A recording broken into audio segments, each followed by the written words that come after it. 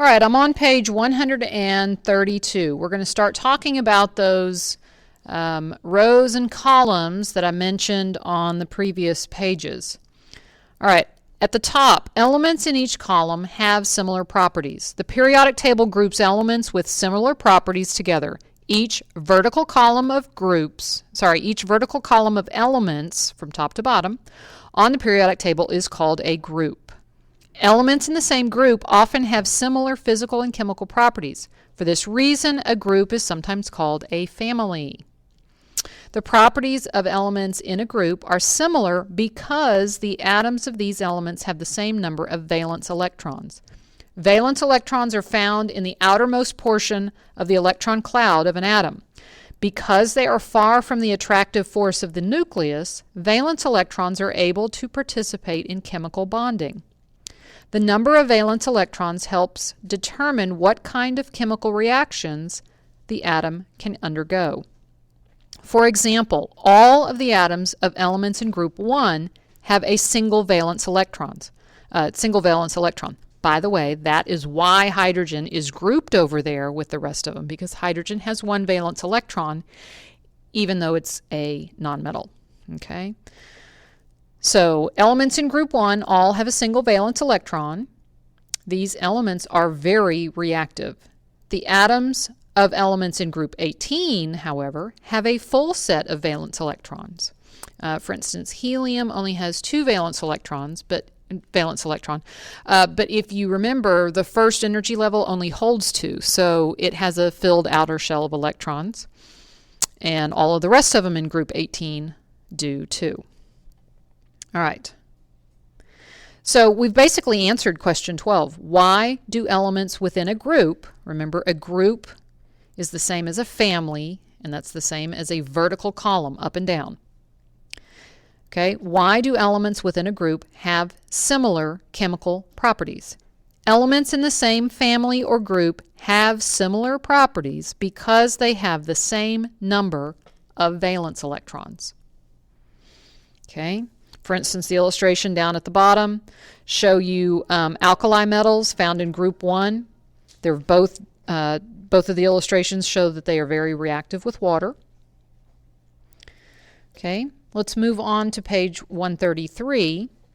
Red heading, elements in each row follow periodic trends. Each horizontal row of elements from left to right on the periodic table is called a period. The physical and chemical properties of elements change in predictable ways from one end of the periodic table to the other. For example, within any given period on the periodic table, atomic size decreases as you move from left to right within that one period. The densities of elements also follow a pattern. Within a period, elements at the left and right sides of the table are least dense, and the elements in the middle are most dense. The element osmium actually has the highest known density, and it is located at the center of the table. Chemists cannot predict the exact size or density of an atom of elements based on that. Chemists cannot predict the exact size or density of an atom of elements based on that of another. However, these trends are a valuable tool in predicting the properties of different substances. Basically what they're saying is, it's not perfect. They can't say absolutely what they're going to find, but they can look at these trends and make some pretty decent guesses. Okay? Next red heading, elements are arranged in order of increasing atomic number. As you move from left to right within a period, the atomic number of each element increases by 1.